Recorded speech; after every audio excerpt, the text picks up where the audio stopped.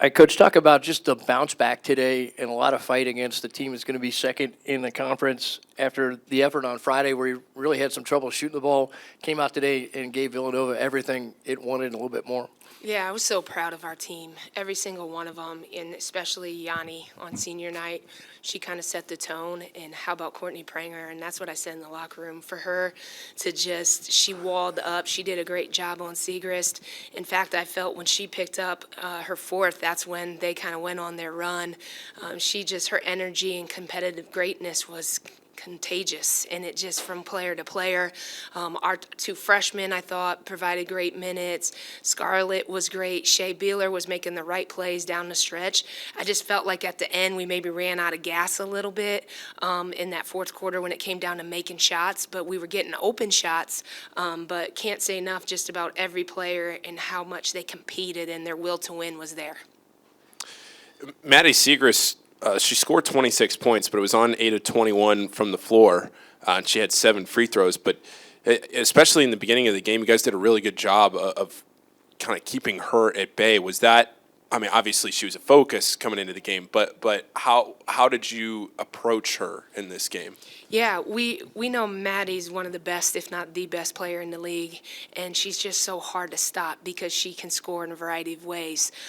We knew about her ability to cut and post up, but also her three-point shot has improved significantly this year. So we knew we needed high hands on every catch, and she has a pull-up. So I thought, honestly, our kids were just locked in, and I thought we were able to play a little bit bigger, too, with our taller guards, and we just knew we had to have high hands on every catch, and I thought our length maybe bothered them a little bit as well, and they weren't knocking down shots like they normally did. So I thought our kids bought into the game plan and just did it for 40 minutes. Talk about the interior defense. A lot of what they do is cuts to the basket, screens, all that good stuff. It looked like you took a lot of that away, and they had to take probably more threes than they wanted to. Now, they can hit threes, and they're good at it, and it's part of their offense, but it looked like you made them settle several times throughout the game. Yeah, our game plan was to switch 1 through 5. And again, we had bigs on their guards and guards on their bigs, and our kids just bought in, coming together on the switches, taking away the three-point shot and the cut. I thought for a little bit there, maybe we knew their adjustment was going to be maybe slips, and I thought our kids did a great job of getting under that cutter so they weren't getting as many easy open layups to the basket.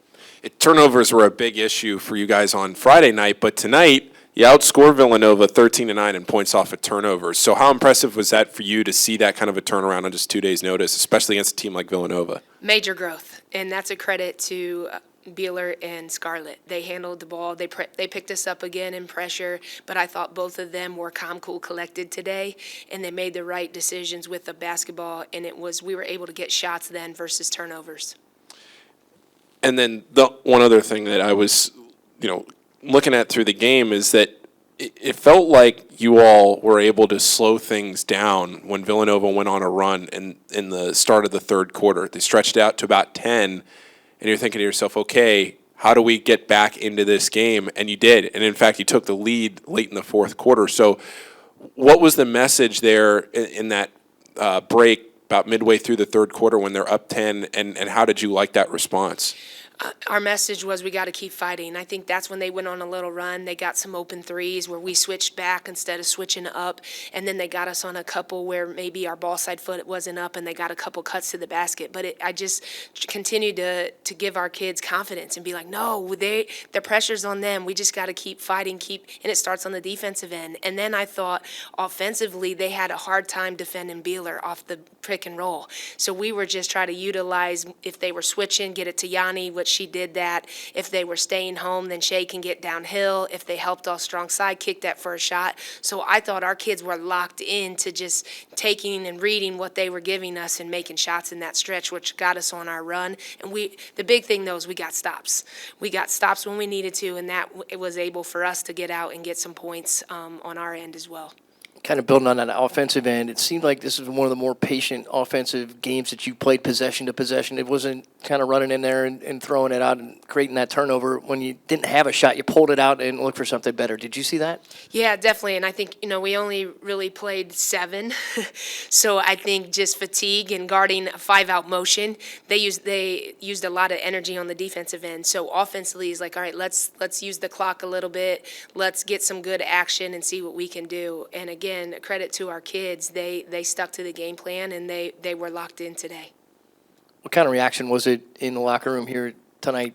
Just after this game, did you see a little bit of a lift from this effort today? Definitely. It's neat to see you walk in and they say, dang, we had that one.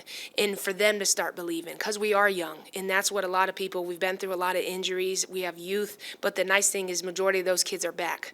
And they're going to start taking it a step further in our growth together. And that's where you see the up and down play maybe. It's just youth. And Maddie Segrest, she's a junior, but she was redshirted her year. She's a senior in their program, and there's a reason why she is who she is. So that's what excites me is this group is young, but they're hungry, and they're humble, and they just want to keep working and get Xavier back to its winning ways. All right, Coach, thanks. Thank you.